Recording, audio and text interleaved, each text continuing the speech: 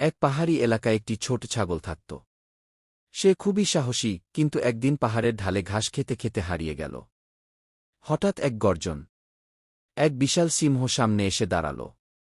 সিংহ বলল, আজ তো আমার ভালো খাবার জুটেছে। ছাগল ভয় পেল, কিন্তু সাহস করে বলল, রাজা সিংহ, আমাকে এখন খেও না।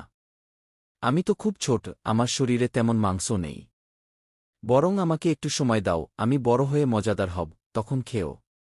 সিংহ ভাবল, মন্দ বলছে না, একটু অপেক্ষা করলে ভালোই খাবার হবে। সে ছাগলকে ছেড়ে দিল। ছাগল পাহাড়ের ঢাল বেয়ে দৌড়ে পালিয়ে গেল, আর ফিরে তাকায়নি। সিংহ রেগে গর্জন করল, বোকা আমি! বাচ্চার কথায় বিশ্বাস করলাম। শিক্ষা: বুদ্ধিমানেরা কেবল শক্তি দিয়ে নয়, সাহস ও বুদ্ধি দিয়েও বিপদ থেকে রক্ষা পেতে পারে। আর কখনোই প্রতিপক্ষকে দুর্বল ভেবে অবহেলা করা উচিত নয়।